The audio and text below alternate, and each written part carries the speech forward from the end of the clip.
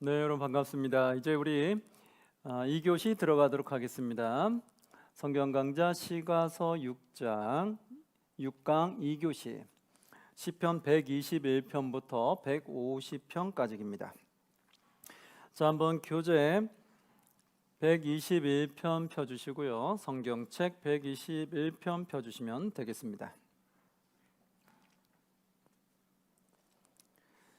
자, 제가 이렇게 절수를 불러드리면 절수 잘 표시하셨다가 나중에 읽으실 때 함께 참고하시면 되겠습니다. 우리 121편 보면 1절에서 2절 우리가 많이 아는 구절이에요. 많이 들었던 구절 함께 봉독해 볼까요? 내가 산을 향하여 눈을 들리라. 나의 도움이 어디서 올까? 나의 도움은 천지를 지으신 여호와에게서로다. 아멘. 이것도 찬양으로도 있잖아요, 그렇죠? 내가 산을 향하여 눈을 들리라. 나의 도움이 어디서 올까? 나의 도움이 어디서 올까요? 나의 도움은 천지를 지으신 여호와에게서로다. 우리의 모든 도움은 여호와에게로부터 온다라는 걸 찬양하는 거죠. 3절에서 5절 말씀도 좋은 말씀인데, 여호와께서 너를 실족하지 아니하게 하시며 너를 지키시는 이가 졸지 아니하시리로다. 이스라엘을 지키시는 이는 졸지도 아니하시고 주무시지도 아니하시리로다. 여호와는 너를 지키시는 이시라. 여호와께서 내 오른쪽에서 너의 그늘이 되시나니 낮에 해가 너를 상하게 하지 아니하며 밤에 달도 너를 해치지 아니하리로다. 여호와께서 너를 지켜 모든 환난을 면하게 하시며 또 내 영혼을 지키시리로다. 아멘. 이 말씀 참 좋잖아요. 여호와는 나의 목자시니 내가 부족함이 없으리로다. 그 내용과 이것도 흡사하게 참 좋은 말씀이에요. 여호와께서 나를 지키신다. 그리고 나를 지켜서 주무시지도 아니하신다. 주무시지 아니하시고 우리를 지키시는 그분. 그래서 우리가 목자와 같은 그분은 또 다르게 찬양할 수 있는 좋은 구절들이죠. 122편의 1절에 보시면 사람이 내게 말하기를 여호와의 집에 올라가자 할 때에 내가 뭐했도다? 기뻐하였도다. 여호와에게만 가자 하면 내가 기뻐하는 거예요. 하나님 앞에 가자 하면 그게 매일 기쁜 거예요. 우리 하나님 앞에 예배 드리러 가자, 말씀 드리러 가자, 그럼 그게 제일 기쁜 거예요. 우리도 하나님의 백성들이 우리는 하나님 말씀 듣는 걸 가장 기쁨으로 여기시기를 주의 이름으로 축복합니다. 그러면서 123편의 1, 2절에 보면 이게 나와요. 하늘에 계시는 주여 내가 눈을 들어 주께 향하나이다. 상전의 손을 바라보는 종들의 눈같이 여주인의 손을 바라보는 여종의 눈같이 우리의 눈이 여호와 우리 하나님을 바라보며 우리에게 은혜 베풀어 주시기를 기다리나이다. 바르게 간절하게 종이 주인을 보듯이 우리가 여호와 하나님을 바라보며 여호와 하나님의 은혜와 그리고 하나님의 복을 간절히 기다리는 그 모습을 나타내게 돼요. 124편에 보니까 1, 2절에 이렇게 나옵니다. 이스라엘은 이제 말하기를 여호와께서 우리 편에 계시지 아니하셨더라면 우리가 어떻게 하였으랴. 사람들이 우리를 치러 일어날 때에 여호와께서 우리 편에 계시지 아니하셨더라면 그럼 어떻게 됐겠냐는 거죠. 그래서 이런 수많은 어려움 속에서 죽음 앞에서 여호와 때문에 여호와께서 우리를 지키셨기 때문에 우리가 이렇게 살아날 수 있고 승리할 수 있었다라는 걸 고백하는 거죠. 그래서 8절에 이렇게 나오잖아요. 우리의 도움은 천지를 지으신 누구다? 여호와의 이름에 있도다. 또 그 여호와를 찬양하죠. 125편의 1절에 보니까 이렇게 나와요. 여호와를 의지하는 자는 시온산이 흔들리지 아니하고 영원히 있음 같도다. 여호와를 의지하는 자. 4절에 보니까 여호와여 어떤 자들? 선한 자들과 또 어떤 자? 마음이 정직한 자들에게 뭐 해달라? 선대하소서. 여호와 하나님께 찬양 올려드리는데 어떤 자들? 선한 자들. 악한 자들이에요? 선한 자들이에요? 그렇죠. 바로 그런 거예요. 하나님의 백성들은 선한 길로 가셔야 돼요. 악의 길로 가시면 안 된다는 거예요. 그래서 선한 자들과 마음이 어떠한 자? 정직한 자. 참 끊임없이 나오죠. 그렇죠. 남을 속이는 마음을 가지면 안 돼요. 정직해야 된다. 이런 정직한 자들에게 선대하소서. 126편에 보면 1, 2절에 여호와께서 시온의 포로를 돌려보내실 때에 우리는 꿈꾸는 것 같았도다. 그때 우리 입에는 웃음이 가득하고 우리 혀에는 찬양이 찼었도다. 그때 문나라 가운데서 말하기를 여호와께서 그들을 위하여 큰 일을 행하셨다 하였도다. 예. 시온의 포로를 돌려보내실 때 포로로 잡혀갔다가 다시 하나님의 성전으로 예루살렘으로 돌아왔을 때 그때를 찬양하는 노래죠. 그래서 우리가 잡혀갔다가 다시 풀려나서 하나님 앞에 다시 돌아오는 그런 구원 사역을 했던 거, 또는 이거를 또는 그렇게도 보죠. 바벨론 포로로 잡혀갔다가 나중에 70년 만에 돌아왔을 때 찬양했던 거, 이렇게도 보고 있어요. 그렇게 되면 이거는 저자가 다윗이라고 말할 수가 없겠죠. 만약에 우리가 일반 전쟁 가운데 포로로 갔다가 다시 오는 거라면 다윗 시절에도 쓸 수 있어요. 그러나 이것이 만약에 바벨론의 포로로 잡혀갔다가 돌아온 거라면 그건 다윗이라고 말할 수가 없겠죠. 그래서 여기는 누구냐, 작가가 여기는 미상으로 되어 있어요.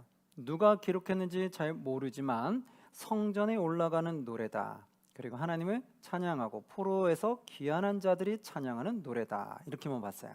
그래서 누가 부른지는 정확하게 알 수 없는 미상이다. 근데 여기서 우리가 많이 아는 구절과 많이 사용하는 구절이 있어요. 그게 어떤 구절일까요? 바로 5절과 6절 말씀 함께 봉독합니다. 눈물을 흘리며 씨를 뿌리는 자는 기쁨으로 거두리로다. 울며 씨를 뿌리러 나가는 자는 반드시 기쁨으로 그 곡식단을 가지고 돌아오리로다. 아멘. 우리 많이 인용하던 말씀이잖아요. 눈물을 흘리며 씨를 뿌린 자는 기쁨으로 거두리로다. 이게 어디에 나왔던가요? 포로 귀환했던 찬양 시편에서 나왔다. 포로 귀환했던 찬양 시편이 몇 편이다? 126편이다. 그것만 알고 있으면 눈물로 뿌리는 씨는 금방 어디로 갈지 알겠죠. 127편인데요. 127편 가면은 여기에 제목들을 보면은 뭐가 돼 있냐면 여기 72편과 127편 줄이 거 있어요. 누구의 시편으로 되어 있을까요? 그렇죠. 솔로몬의 기도 시편 돼 있고, 또 하나는 127편의 특징이 또 뭐가 있냐면, 여러분 파수꾼에 대한 거 세 개 혹시 다 연결했었나요? 줄로? 예. 파수꾼이 몇 편이에요? 세 군데 나오는데 127편, 그 옆에 130편, 옆으로 쭉 가서 141편, 다 같은 줄에 있네요. 그렇죠. 딱 세 군데 파수꾼이 나오고, 그러면 여러분 파수꾼이라는 말 많이 들어봤죠? 그리고 많이 사용해 봤을 거예요. 기도할 때도 그렇고. 근데 이 파수꾼이 세 군데가 다 조금씩 내용이 달라요. 그래서 그 포인트만 찾아내면 몇 편인지를 빨리 찾아낼 수 있어요. 우리가 쓰는 파수꾼의 의미가 세 가지가 있는데 의미가 각각 여기 시편마다 다르게 들어가 있다. 그러면 127편에는 그럼 어떤 파수꾼에 대한 내용이 있을까 생각하고 한번 볼게요. 1, 2절 보시면 우리가 많이 하는 거예요. 여호와께서 집을 세우지 아니하시면 세우는 자의 수고가 헛되고 여호와께서 성을 지키지 아니하시면 파수꾼의 깨어있음이 뭐하도다? 헛되다. 여기서는 성을 지키는 파수꾼에 대해서 말하는 거예요. 그래서 하나님이 지켜주셔야지, 지켜주지 않으면 우리의 파수꾼에 다 헛되다는 거예요. 아무리 우리가 파수꾼으로 세운들 서 있은들 하나님이 돕지 않으면 아무 소용이 없다, 그 말을 하는 거예요.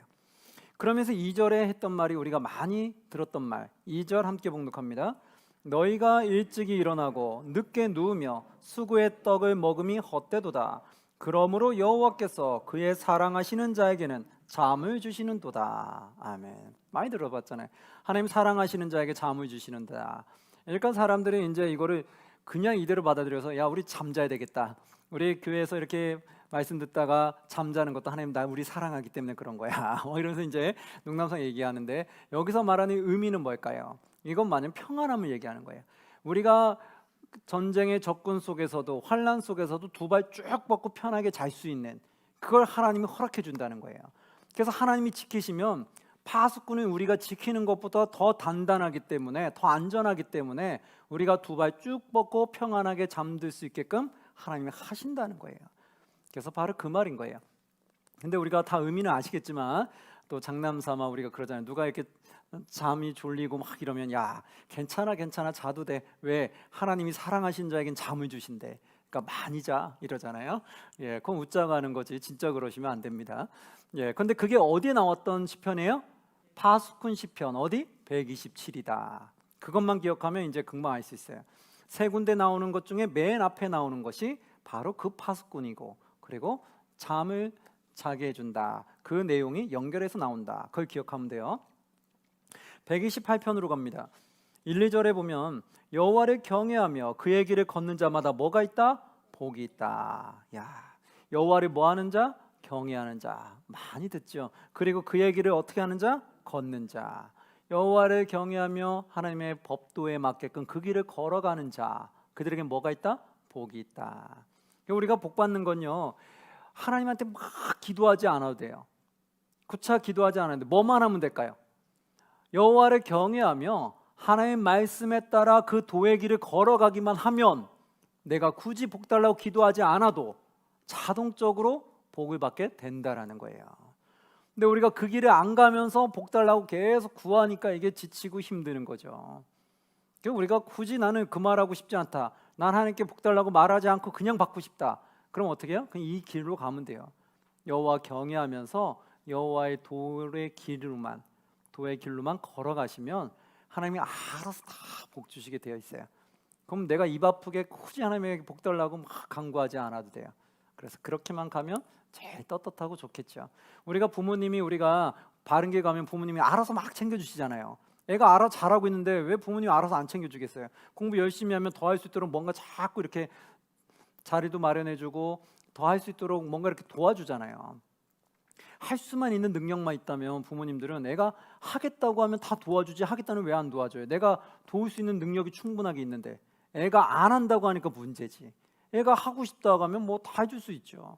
그런 것처럼 우리가 하나님한테 막 구하지 않아도 내가 하나님 보시기에 바른 길로만 잘 가면 하나님은 다 부어주고 싶으신 거예요. 할 수 있는 모든 건 다 도와주고 싶은 거예요. 그러면 내가 가는 길이 형통하겠죠. 바로 그런 거예요. 그게 복의 근원인 거예요. 내가 가는 곳마다 복의 근원이 되는 거예요. 그럼 내가 가는 곳마다 나로 인해서 주변 사람들이 복을 받는 거예요. 그게 뭐예요? 우리가 축복의 통로가 되는 거예요. 복의 근원이 되라는 거죠. 여러분, 우리 다 복의 근원이 되시기를 주의 이름으로 축복합니다. 예, 바로 그게 정말 가장 멋진 그리스도의 삶이겠죠. 자, 여기서 계속해서 가면 129편에는 이렇게 나옵니다. 이스라엘은 이제 말하기를 그들이 내가 어릴 때부터 여러 번 나를 괴롭혔도다. 이스라엘이 말하는데 그들이 내가 어릴 때부터 괴롭혔다. 그러면 그들은 어떤 자들이냐? 보시면 2절 3절에 이렇게 나와요. 그들이 내가 어릴 때부터 여러 번 나를 괴롭혔으나 나를 이기지 못하였도다. 밭가는 자들이 내 등을 가려 그 고랑을 길게 지었도다. 그런데 4절에 보니까 여호와께서는 의로우사 악인들의 줄을 끊으셨도다. 바로 악인들이 괴롭힌 거예요. 악인들이 이스라엘 백성을 괴롭혔는데 결국 누가 끊어졌다? 여호와께서 끊어주셨다. 여호와는 의롭기 때문에 악인을 좋아할 수가 없어요. 그래서 악인은 결국 주님으로부터 끊어지게 되고 멸망당하게 되어 있어요. 그래서 우리 그리스도인들로 악하면 안 된다는 거예요. 내가 악하면 하나님 나를 사랑해 줄 수가 없는 거예요. 130편 보니까 130편도 파수꾼장이잖아요. 좋아, 그럼 앞에 나왔던 파수꾼은 지키는 거였고 사랑하는 자에게 잠을 준다는 내용이었어요. 두 번째 파수꾼은 어떤 내용일까요? 한번 보시면 1절에 여호와여 내가 깊은 곳에 주께 부르짖었나이다. 여호와를 부르짖고 찬양한 거 나와요. 그러면서 6절에 뭐라고 간증하냐면, 고백하냐면, 파수꾼이 아침을 기다림보다 내 영혼이 주를 더 기다리나니 참으로 파수꾼이 아침을 기다림보다 더하도다. 여기서 파수꾼은 그걸 말하는 거예요. 파수꾼이 아침을 기다림보다 내 영혼이 주를 더 기다린다는 거예요. 왜 그럴까요? 파수꾼이 아침을 기다리는 건 왜 아침을 기다릴까요? 대부분 전쟁이 밤중에 많이 일어나거든요. 그리고 밤중에 몰래 와가지고 사람을 죽이고 가기도 하고, 그래서 밤에 어떤 일이 일어날지 아무도 모르는 거예요. 파수꾼이 지킬 때 두려울 수밖에 없는 거예요. 빨리 해가 떠야 되는 거예요. 왜? 어두운 날 내가 어떻게 화살을 맞을지, 누구한테 칼을 맞을지 전혀 모르는 거예요. 그러면서 지키는 거예요. 적군이 언제 오는지. 그걸 지키는 상황이니까 빨리 아침에 해가 떴으면 좋겠어요. 해가 뜨면 훤히 보이고 그럴 위험이 줄어들잖아요. 그러니까 간절하게 파수꾼은 아침을 기다린다는. 그런데 그것이 파수꾼이 아침을 기다리는 간절함보다 무엇이 더 크대요? 내 영혼이 주를 더 기다리는 것이 더 크도다. 이렇게 나와요. 즉 내가 주님을 더 찾는 것이 파수꾼이 아침을 기다리는 것보다 더 간절하다는 거예요. 그만큼 여호와 하나님을 간절히 부르짖고 찾겠다는 거예요. 그 마음이 얼마나 큽니까? 그것을 비유로 해서 표현했던 말이고요. 내가 여호와를 얼마나 찾는지를 파수꾼을 비유로 해서 그렇게 해서 설명을 했던 거고요.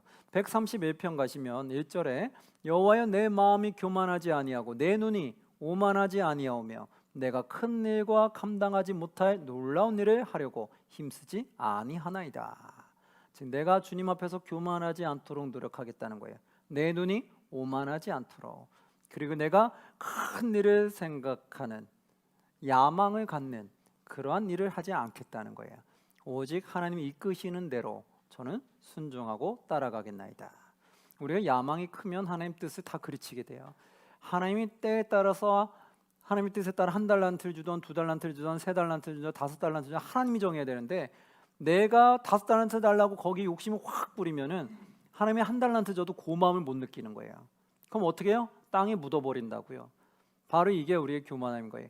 내가 너무 많은 걸 바라고 욕심이 크면 그러면 하나님 나에게 주신 은혜를 못 느끼는 거예요. 그래서 자족하는 마음이 경건의 유익이다 이렇게 나왔어요. 자족한다는 말은 뭐예요? 지금 내가 받은 거에 감사할 수 있는 영의 눈이 열려야 된다는 거예요. 그걸 못 느끼고 자꾸 큰 것만 바라보면 지금 내가 누리고 있는 은혜도 많은데 그 고마움을 모르는 거예요.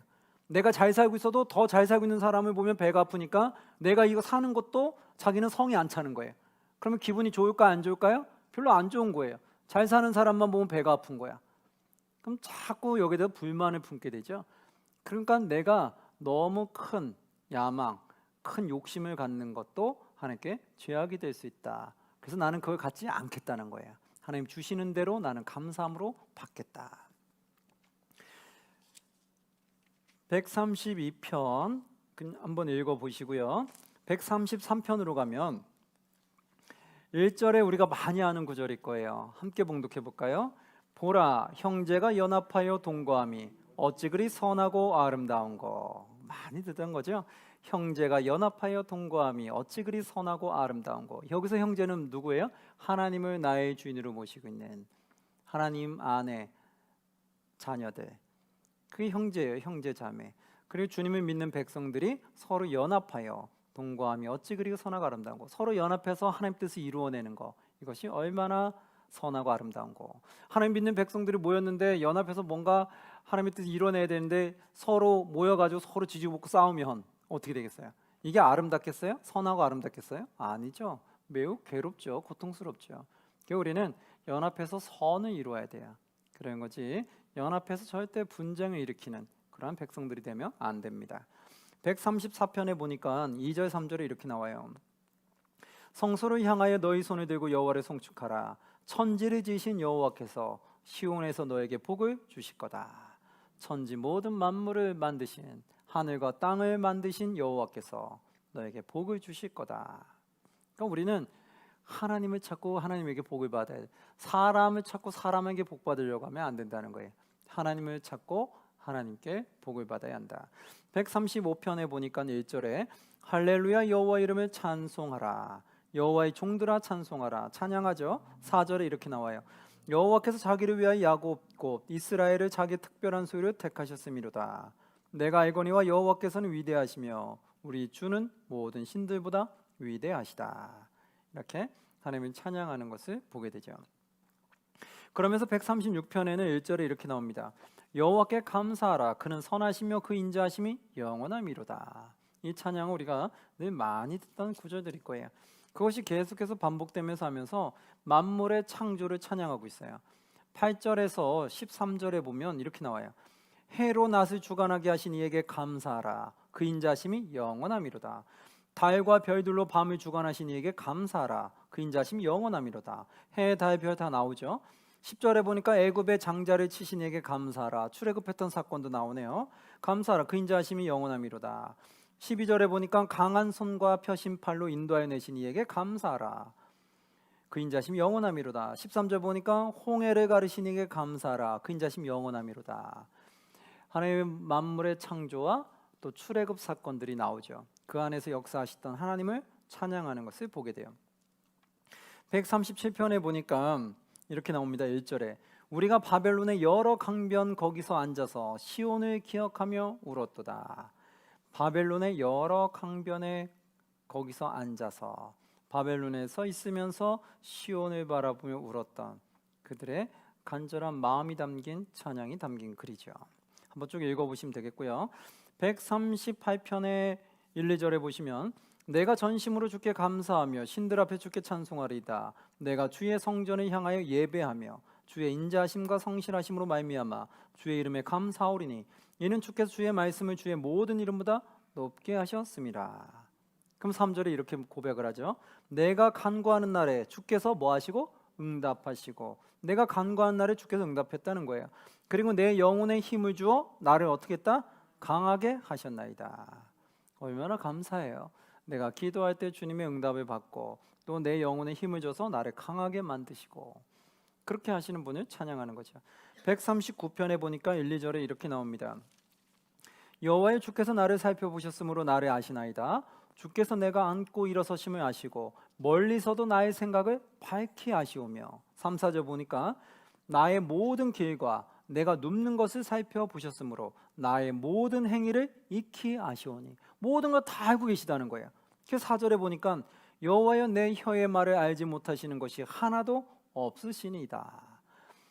하나님은 모든 걸 다 알고 계신다는 걸 얘기하는 거예요.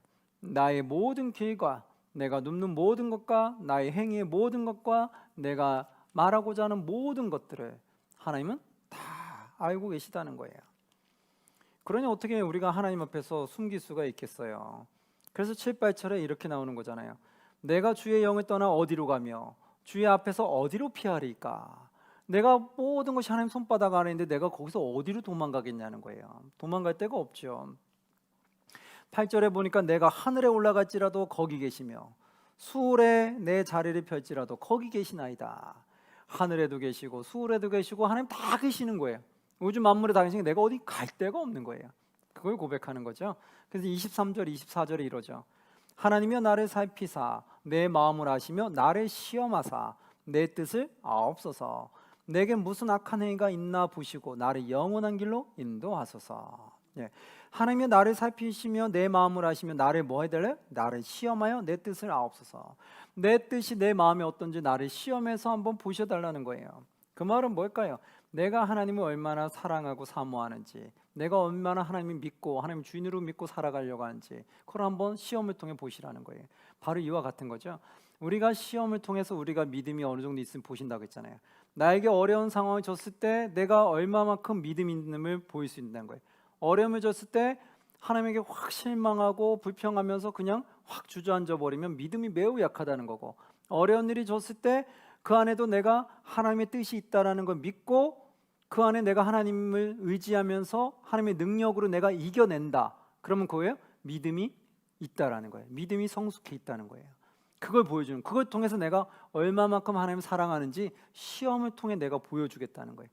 그래서 하나님 시험을 통해서 저의 뜻을 봐 주옵소서 이렇게 말하는 거예요. 그러니까 나는 그만큼 하나님을 사랑하는 마음이 있다는 거예요. 그러니까 나를 시험해 보시면 아실 거라는 거예요. 여러분, 우리도 그런 담대함이 있었으면 좋겠어요.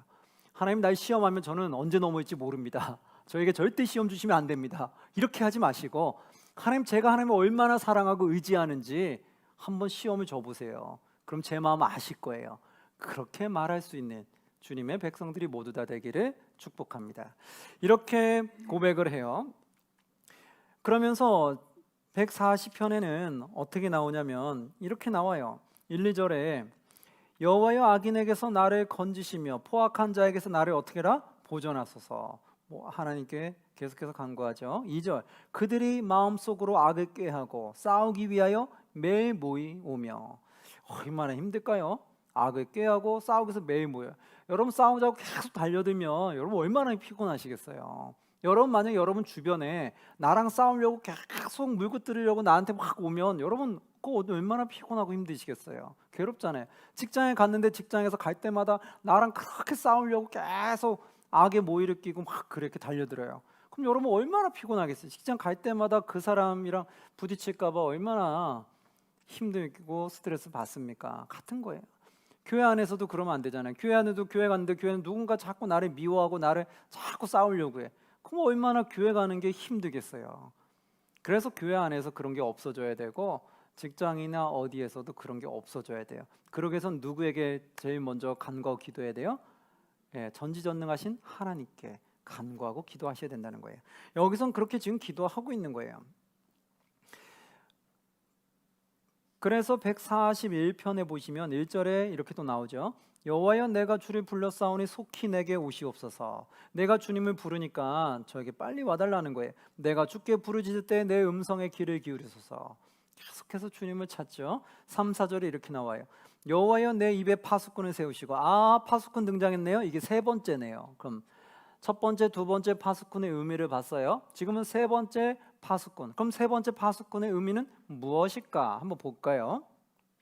3, 4절에 보면 3절 여호와여 내 입에 파수꾼을 세우시고 내 입술의 문을 지키소서. 여기서 파수꾼은 뭘 지키는 데 써달라고 말하고 있어요? 내 입술에. 내 입에 파수꾼을 세우시고 내 입술의 문을 지켜달라. 여기서 파수꾼은 내 입술을 지키는 파수꾼이었어요. 처음 나왔던 파수꾼은 뭐였어요?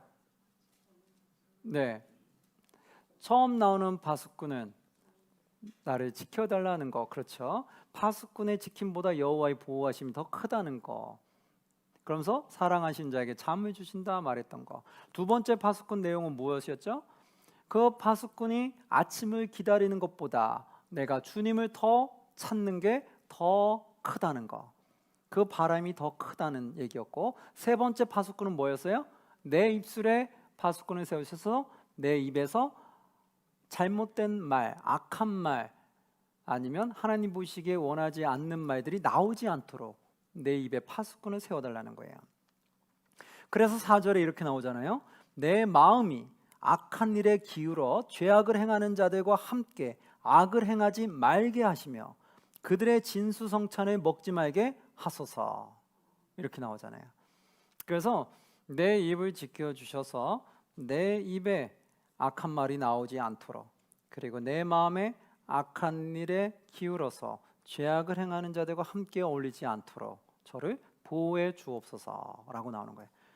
그럼 여러분 이제 입술의 파수꾼이다. 그럼 몇 번째예요? 세 번째다. 세 번째는 몇 편이에요?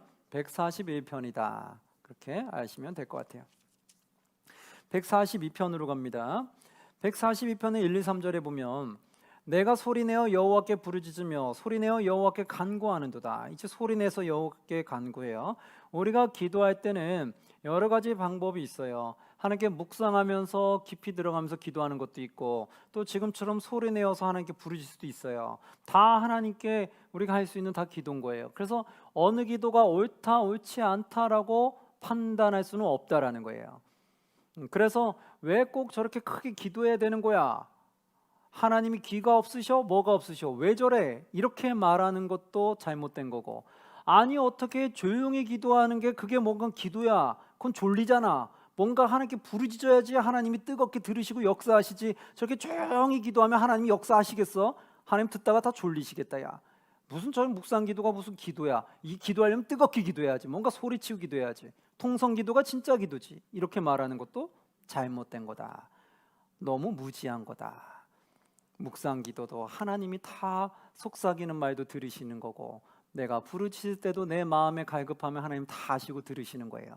내가 소리친다고 해서 하나님이 뭐 귀가 아파가지고 뭐 혼낸다, 그런 것도 아닌 거고, 내가 작게 말한다고 해서 하나님이 들리지 않아가지고 조르신다, 그것도 아닌 거예요. 그렇게 말한다는 그 자체가 내가 너무나 무지하다는 거예요. 하나님의 말씀은 그게 없기 때문에 내 마음이 제일 중요한 거예요. 내 마음이 정말 외칠 수 없을 때도 있잖아요. 정말 힘들 때, 또 주변에 누가 있을 때, 내가 들리게 말할 수 없는 그 상황 때 내가 조용히 묵상으로 기도할 수 있어요. 남들에게 방해되지 않기 위해서 내가 묵상으로 기도할 수 있어요. 근데 때로는 내가 하나님께 울부짖고 싶어서 어딘가 장소에 가서 하나님께 크게 울부짖을 수도 있죠. 그러니까 무엇이 됐던 내가 하나님을 찾는 그 마음이 제일 중요한 거예요. 작게 읊조리던 크게 외치던 하나님을 찾고자 하는 그 마음이 제일 중요하다. 그래서 너무 사람들 티내지 않아도 돼요. 어떤 사람들은 그런다고 하더라고요. 사람들이 모인 자리에서는 엄청 크게 기도한다는 거예요. 사람들이 없는 자리에서는 조용히 기도하고. 그래서 나중에 알고 봤더니 튀는 거 너무 좋아한다는 거예요. 그래서 사람들만 모이면 내가 뭔가 좀 하는 것처럼 보이려고 막 크게 기도한다는 거예요. 그래서 사람들한테 뭔가 내가 좀 잘하는 것처럼, 뭔가 내가 기도 좀 뭔가 뜨겁게 하는 것처럼 보이고 싶어 하는 경우도 있다는 거예요. 다 그런 건 아니죠. 그런 게 있기 때문에 여러분 꼭 사람이 있는 데서는 크게 하고 없는 데서는 뭐 그렇게 안 하고 이런 것들도 굳이 따지지면 안 돼요. 그냥 우리가 상황 봐서 기도하는데 내가 저 사람한테 방해될 것 같으면 그럼 내가 거기에 맞게끔 해주면 되는 거예요. 나도 중요하지만 상대방도 중요하잖아요. 그러니까 다 같이 통성으로 기도하는 자리에서는 다 같이 통성으로 하셔도 되고, 조용히 기도하는 자리에는 나도 좀 맞춰주면 되는 거예요. 다른 데 집회 가거나 어디 가서 막 뜨겁게 막 주여 외치고 막 기도하면 거기서 뜨겁게 같이 기도해 주면 돼요. 그리고 뭔가 조용하게 묵상하고 이렇게 시끄럽지 않게 기도하는 분위기에서는 거기 조용하게 또 기도해 주면 되는 거예요. 그거를 뭐 조용한 데서는 왜 통성을 안 하냐고 또 하고, 통성하는 데서는 왜 통성을 안 하고 조용히 있냐고 하고, 그렇게 굳이 따질 필요 없어요. 정말 내가 지혜롭다라면 내 마음이 중요하니까 통성으로 하는 곳에서는 통성으로 같이 기도하면 되고, 묵상으로 조용히 기도하는 곳에서는 난 조용히 기도하면 되는 거예요. 그렇게 내가 맞춰서 하나님 앞에 진심을 나타내면 되는 거지, 굳이 꼭 하나가 옳아서 이 하나만 주장해서 이쪽에서도 크게 저쪽에서도 크게, 아니면 이쪽에서도 묵상으로 저쪽에서 묵상으로, 그렇게 하나만 고집할 필요는 없다라는 거 꼭 기억하셨으면 좋겠어요. 자, 여기서도 보면은 하나님께 부르짖는 거예요. 소리내어 여호와께 간구하는도다. 142편 2절에 보니까 내가 내 원통함을 그의 앞에 토로하며, 얼마나 원통하며 하나님 크게 외쳤겠냐라는 거예요. 원통하며 그의 앞에 토로하며 내 우환을 그의 앞에서 진술하는도다. 3절에 내 영이 내 속에서 상할 때에도 주께서 내 길을 아셨나이다. 내가 가는 길에 그들이 나를 잡으려고 올무를 숨겼나이다. 너무 힘든 거예요. 그래서 6절에 이렇게 나오죠. 나의 부르짖음을 들으소서. 나는 심히 비천하나이다. 나를 핍박하는 자들에게서 나를 건지소서. 그들은 나보다 강하니이다. 예, 그들이 나보다 더 강하다는 거예요. 다윗이 왕으로 있다고 해서 다윗만이 다 강하다고 말할 수는 없잖아요. 다윗보다 더 강한 세력도 당연히 있죠. 더 큰 대국도 많이 있잖아요. 더 큰 사람도 당연히 많죠. 그렇기 때문에 나보다 더 강한 자 앞에서 있을 때는 많이 힘들고 괴롭죠. 나보다 힘이 센 사람한테 괴롭힘을 당해보세요. 그거 얼마나 힘들어요. 내가 같이 대하기도 참 어렵고, 나보다 힘도 세고 키도 큰데 달려들기도 어렵고, 안 달려들자니 계속 괴롭힘은 당하고, 그거 얼마나 힘들어요. 근데 다윗은 이런 때에 하나님께 부르짖었다는 거예요. 하나님, 이 대적들이 나보다 강해서 내가 어떻게 하기가 참 어려운데 하나님이 나 좀 도와달라고, 그거를 간구하는 걸 보게 되죠. 143편에 보니까 1절에 이래요. 여호와여, 내 기도를 들으시며 내 간구에 귀를 기울이고 주의 진실과 공의로 내게 응답하소서. 계속해서 부르짖죠. 3, 4절에 보니까 원수가 내 영혼을 어떻게 해요? 핍박하며 내 생명을 땅에 엎어서 나로 죽은 지 오랜 자 같이 나를 암흑 속에 두셨나이다. 그러므로 내 심령이 속에서 상하며 내 마음이 내 속에서 참담하나이다. 이 원수한테 당하는 이 고난이 너무 괴로운 거예요. 그래서 그걸 하나님께 간구하며 기도를 올려드리죠. 144편에 보니까 1, 2, 3절에 이렇게 나옵니다. 나의 반석이신 여호와를 찬송하리로다. 그가 내 손을 가르쳐 싸우게 하시며 손가락을 가르쳐 전쟁하게 하시는도다. 여호와는 나의 산성이시오 나의 요새이시오 나의 산성이시오 나를 건지시는 이시오. 우리가 많이 듣던 말이잖아요. 여호와는 나의 사랑이시고 나의 요새이시오 나의 산성이시오 나를 건지시는 이시다. 그리고 또한 나의 방패이시니 내가 그에게 피하였고 그가 내 백성을 내게 복종하게 하셨나이다. 3절 보니까 여호와여, 사람이 무엇이기에 주께서 그를 알아주시며 인생이 무엇이기에 그를 생각하시나이까. 이 말 많이 들어봤을 거예요. 이 말은 나중에 욥기에 가면 욥기에서도 이 말을 인용하는 것을 보게 돼요. 그러면서 계속 보면 15절에는 이렇게 나오죠. 이러한 백성은 복이 있나니. 이러한 백성이 복이 있대요. 그럼 이러한 백성이 누굴까요? 그 뒤에 나오죠. 여호와를 자기 하나님으로 뭐하는 자? 삼는 백성은 뭐가 있다? 복이 있도다. 이러한 백성은 복이 있다는 거예요. 근데 이러한 백성이 누구냐? 여호와를 자기 하나님으로 삼는 백성은 복이 있다. 여호와를 우리의 하나님으로 삼는 자들은 복이 있다. 참 이게 들으면 참 간단하잖아요. 우리도 다 하나님을 여호와로 모시는 것 같잖아요. 여호와를 우리 하나님을 우리도 모신다고 생각하잖아요. 그런데 여기서는 뭐가 항상 따를까요? 모신다라면 행함이 따라가야 된다는 거예요. 그게 어려운 거예요. 우리가 그냥 하나님 나 믿어, 하나님 당연히 나는 믿고 있잖아, 여기서 끝나면 안 된다고요. 나는 분명히 여호와를 나의 하나님을 난 모시고 있는데, 간단하네? 이게 아니죠. 정말 나의 하나님 모신다면 뭐예요? 내가 하나님의 말씀에 따라서 행해야 된다는 거예요. 거기까지 가야지만이 진정 그분 나의 주인으로 모신 거예요.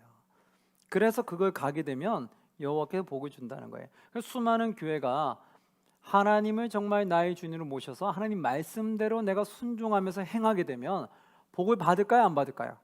받게 되어 있어요. 그런 교회는요 다 복을 받게 되어 있어요.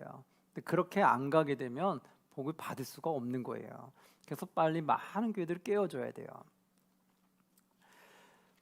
145편에 가시면 1, 2절에 이렇게 나옵니다.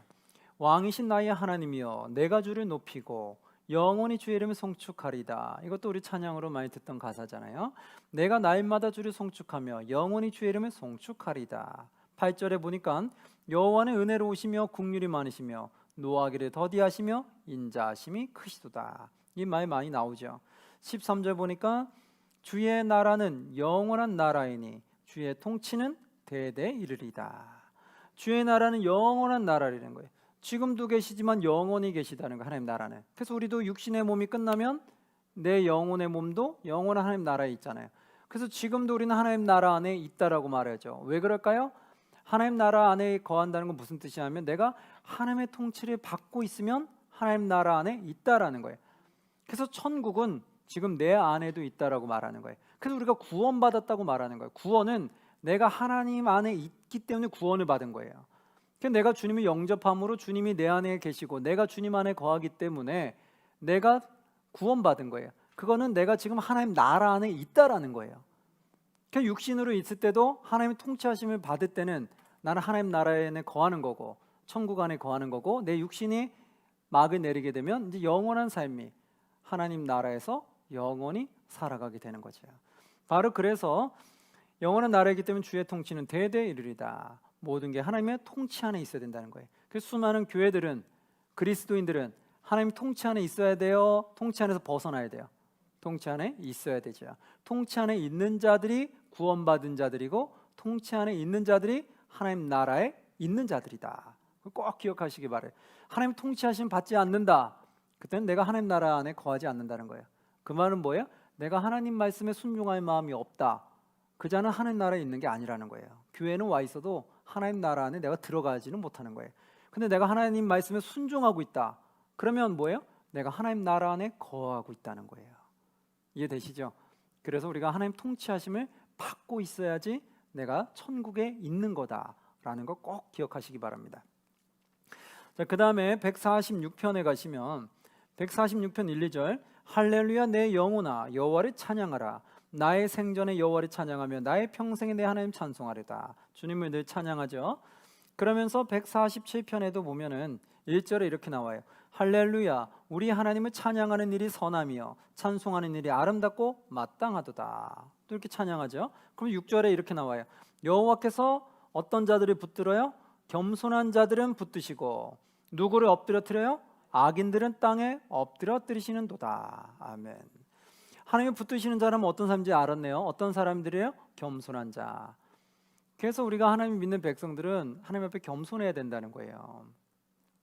겸손한 자들은 하나님을 붙드시고 악인들은 땅에 엎드린다는 거예요. 그래서 우리는 먼저 신앙생활 때 그걸 제일 먼저 봐야 돼요. 나는 하나님 앞에 겸손한가 한번 꼭 보셔야 돼요. 겸손해서 나를 좀 낮출 줄 알아야 돼요. 내가 겸손하지 않고 나를 낮추지 않으면 하나님 말씀에 순복하는 게 매우 어려워요. 그래서 나를 낮출 때 하나님 말씀에 순복하기가 수월해지는 거예요. 11절에는 이렇게 나오죠. 여호와는 자기를 경외하는 자들과 그의 인자하심을 바라는 자들을 어떻게 한다? 기뻐하시느니라. 여호와가 기뻐하시는 때는 언제라고요? 자기를 경외하는 자들을 볼 때, 그리고 그의 인자하심을 바라는 자들을 볼 때 기뻐한다. 그럼 우리가 하나님을 기쁘시게 하려면 어떻게 해야 돼요? 이 두 가지 알았으니까 지키면 되죠. 나는 여호와를 경외해야 되고 그의 인자하심을 바라야 되겠구나. 그게 하나님을 기쁘시게 하는 거구나 알게 되죠. 148편입니다. 1절에서 5절에 보면 우리가 많이 아는 구절이 나와요. 할렐루야 하늘에서 여호와를 찬양하며 높은 데서 그를 찬양할지어다. 2절에 그의 모든 천사여 찬양하며 모든 군대여 그를 찬양할지어다. 천사도 모든 군대도 주님을 찬양하자고 해요. 뭐를 하느냐? 3절에도 보니까 해와 달아 그를 찬양하며 밝은 별들아 다 그를 찬양할지어다. 모든 만물도 찬양하자고 하죠. 4절에 보니까 하늘의 하늘도 그를 찬양하며 하늘에 있는 물들도 그를 찬양할지어다. 그렇게 찬양하는 이유가 뭘까요? 모든 만물이. 5절에 보니까 나오죠. 함께 봉독합니다. 그것들이 여호와의 이름을 찬양하면 그가 명령하심으로 지음을 받았음이로다. 아멘. 지음 받았기 때문에 하나님의 명령으로 하나님의 말씀으로 모든 게 지음을 받았기 때문에 우린 지음 받은 피조물이기 때문에 피조물은 늘 하나님을 찬양해야 된다. 그래서 우리가 하나님 믿는 백성들은 하나님 피조물인 거 알게 되면서 하나님을 찬양하게 되는 거예요. 149편에 보면 1절에 4절에도 이렇게 나와요. 할렐루야 새 노래로 여호와께 노래하며 성도의 모임 가운데서 찬양할지어다. 이스라엘은 자기를 지으신 이로 말미암아 어떻게 해요? 즐거워하며. 누구? 자기를 지으신 이로 말미암아. 창조주를 말미암아 내가 즐거워하며. 시온의 주민은 그들의 왕으로 말미암아 즐거워할지어다. 춤추며 그 이름을 찬양하며 소구와 수금으로 그를 찬양할지어다. 여호와께서는 자기 백성을 기뻐하시며 겸손한 자를 구원으로 아름답게 하십니다. 또 어떤 자를 구원으로 아름답게 한대요? 겸손한 자. 잘 표시하시고 이거 표시하시고 항상 우린 겸손하려고 노력하셔야 돼요. 겸손하지 않고 교만하면 하나님 말씀에 순종하기가 쉽다, 쉽지 않다. 쉽지 않다. 겸손하면 하나님 말씀에 순종하는 게 쉽다, 쉽지 않다. 쉽다. 겸손하면 쉽고 교만하면 순종하기 쉽지 않아요. 그러면서 이제 150편, 마지막 150편인데 이건 우리가 워낙 많이 읽었던 말씀이기 때문에 한번 우리 함께 봉독해 봅니다. 150편 1절부터 6절 시작. 할렐루야 그의 성소에서 하나님을 찬양하며 그의 권능의 궁창에서 그를 찬양할지어다. 그의 능하신 행동을 찬양하며 그의 지극히 위대하심을 따라 찬양할지어다. 나팔 소리로 찬양하며 비파와 수금으로 찬양할지어다. 소고치며 춤추어 찬양하며 현악과 퉁소로 찬양할지어다. 큰 소리 나는 재금으로 찬양하며 높은 소리 나는 재금으로 찬양할지어다. 호흡이 있는 자마다 여호와를 찬양할지어다. 할렐루야. 아멘. 많이 듣던 거잖아요. 비파와 수금으로 주님을 찬양하며 소고와 춤추며 찬양하며 그러면서 마지막에 했던 말 호흡이 있는 자마다 다 여호와를 찬양할지어다. 아멘. 이거 많이 듣던 말. 호흡이 있는 자마다 다 여호와를 찬양할지어다. 우리가 지금 호흡이 있어요? 없어요? 있죠. 그럼 호흡이 있는 동안 어떻게 해요? 주님을 찬양하셔야 돼요. 내가 호흡이 멈추는 그날까지, 호흡이 있는 그날까지는 하나님을 찬양하셔야 된다. 이렇게 우리가 하나님이 나에게 생명을 주셔서 이 땅에 사는 동안은 하나님을 찬양하시다가 하나님이 부르신 그날, 호흡이 멈추는 그날에도 내가 찬양하는 그 하나님을 만나서 영원히 주님의 축복 가운데 살아가시는 저와 여러분들이 되시기를 주님의 이름으로 축원합니다. 아멘. 자, 우리 기도하고 마치도록 하겠습니다.